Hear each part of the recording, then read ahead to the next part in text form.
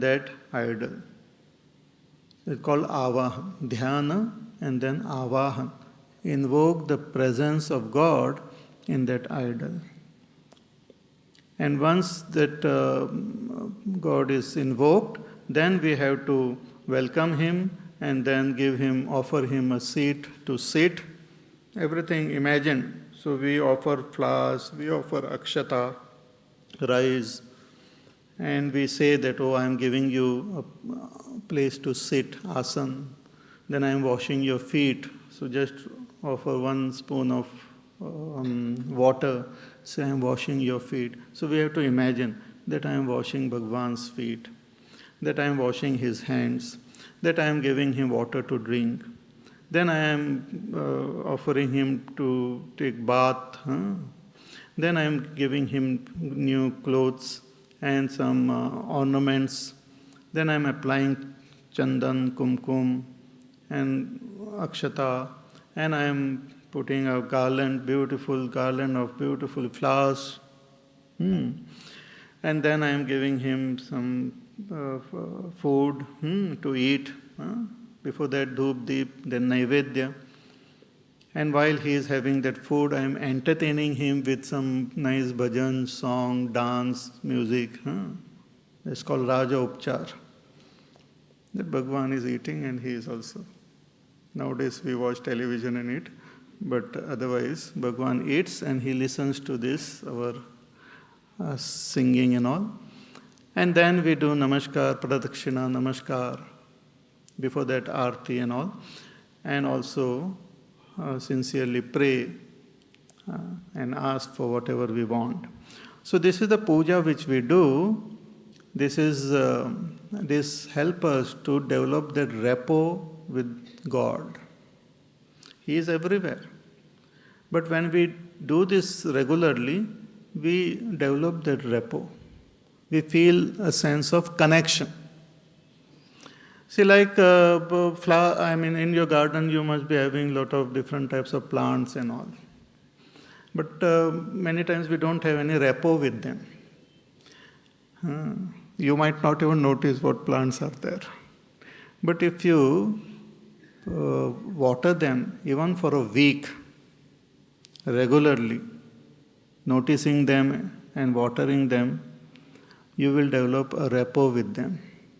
Then even if they are little bit change or some you see that they have become weak or this, you will notice it immediately. Because the rapport is developed. And then even when you go here and there, you might remember, wonder how my plant is doing. Must be missing me. May not be missing you. So we develop that rapport.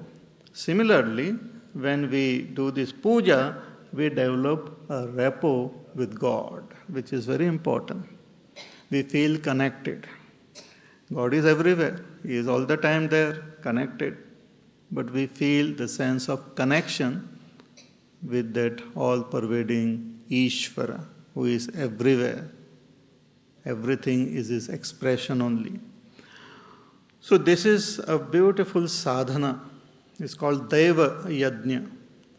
And even then we can extend this sadhana that whatever action we are performing, it is performed as a puja of that worship of that Lord.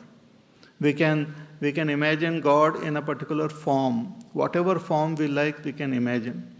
We can imagine God as our own mother, as our own father, as our sister, as our brother, as our husband, wife, as our son or daughter.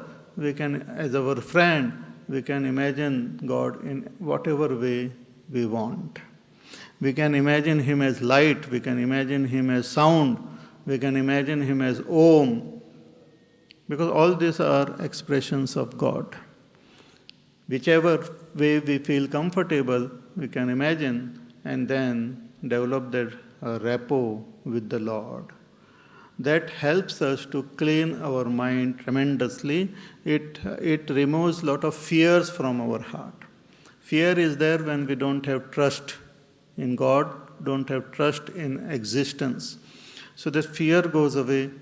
We become more calm, peaceful. Mind start becoming more and more pure. we start appreciating the beauty of this world and appreciating the presence of God in everything. So this is a very powerful and a beautiful sadhana which Bhagavan mentions in one first line itself. Ki daivameva pare yajnam yogina paryupasate. So some yogis perform this daiva yajna, and then in the second line he mentions that ultimate yajna which is called the jnana yajna. This is the ultimate. It says, Brahmagnava pare yajnam yajnena eva upajivvati, which was mentioned in the previous verse also, the Brahma drishti.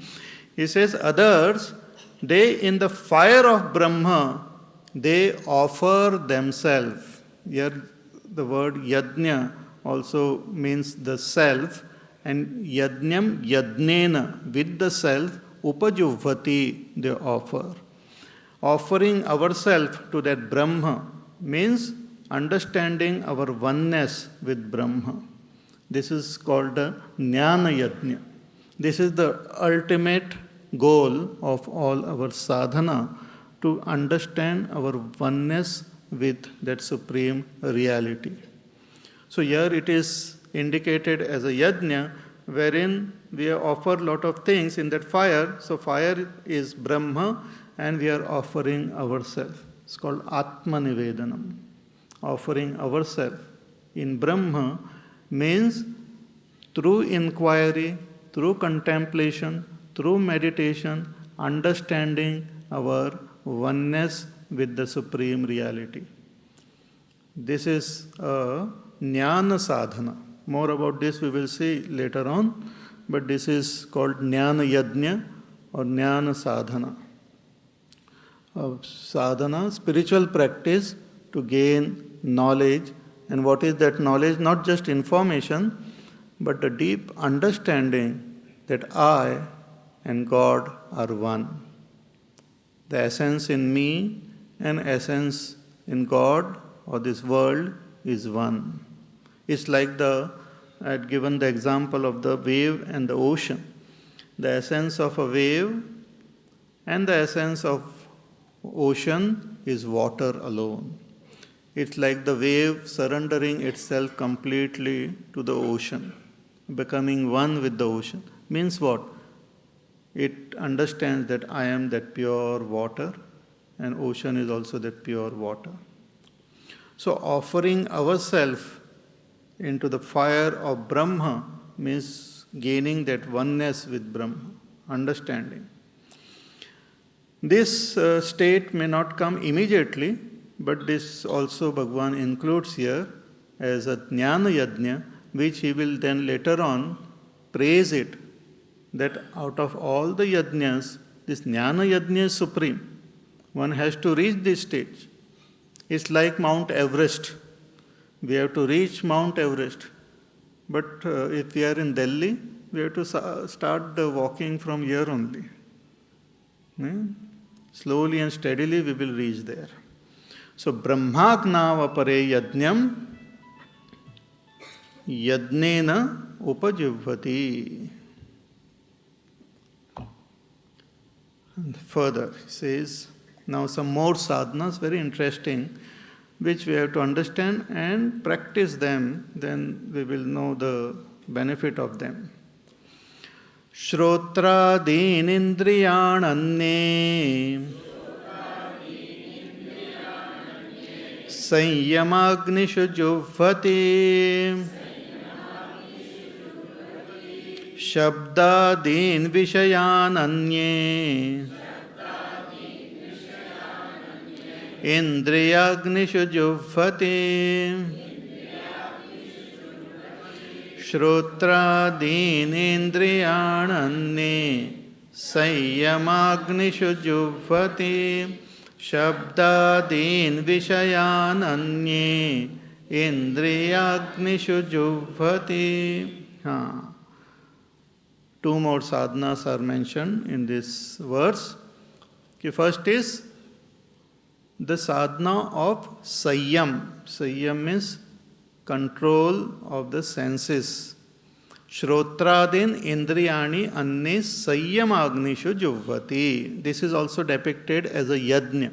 So all sadhanas should be performed as yajna, means as worship, with lot of reverence and respect for those sadhanas. So here it is, the image is given that sayyam, self-control, is like fire in which is offered the senses. Shrotradi. Shrotra means ears, hearing. Shrotradi indriyani.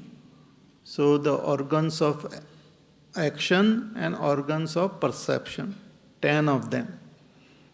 Therefore we have the Ravan also with 10 heads, sometimes depicted as the 10 organs which were not under control. So he had become like all organs had become like a mouth only for him, for Ravan. Therefore he was called Dasha Mukha. And Dashrath was called Dasha Ratha. Both are Dasha Dasha. Dasha means 10. So Dashrath means one who has used his 10 organs as Ratha, as a chariot, to go somewhere, to reach the destination. But Ravan is one who uses this 10 for bhoga, for enjoyment, for pleasure, Dashamukha. So these senses are the link between the mind and the world outside. We have to ultimately purify the mind. But the mind comes to know about the world through the senses. And not only the good things of the world enters us through the senses, but even the bad things enters through the senses. Senses are the doorways, like gates, which if they are kept open indiscriminately, then lot of things which we don't want, they enter. In our computers also we have to put all those antivirus and all. If you don't have, then things which you don't want also will enter. And they will not sit there quietly and do puja, but they will destroy all our files and everything. Similarly, the world has got both good and bad in it. World has got the most sublime thing and it has got the worst thing possible also, means influence. Worst influence and best influence are there in the world. And if we keep our senses open all the time without proper discrimination, and if a negative thing enters our system, to clean it may take a lifetime. So the best thing is to have proper control over our senses. Then automatically we will be able to purify our mind. 5 senses, organs of perception, Shabda, Sparsha, Rupa, Rasa, Gandha, hearing, control. Control means not closing the ears, but having proper restriction. Listen what is good. Bhadram karne vi shrunuyama devaha. May I hear what is auspicious. That is the prayer. So we should hear what is auspicious, but we should also have the ability to say no to that which is inauspicious. That is very important. We should be able to shut our ears to things which are not important. Things which are not important. Actually, in modern times, what happens, our newspapers and television, this, that, and all non-important things, many of them, we keep on pouring in our system. We feel that it chalta hai. Khane pine mein we are very careful. Oh, I don't want to eat this. Calorie बढ़ जाएगी. This is not good. This is good. This, that. But when it comes to listening, we don't care what we hear or what we see.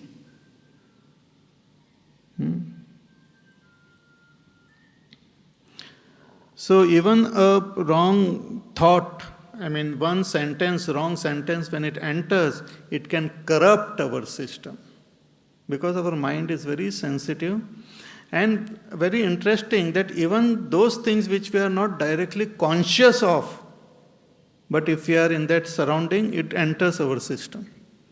Even when a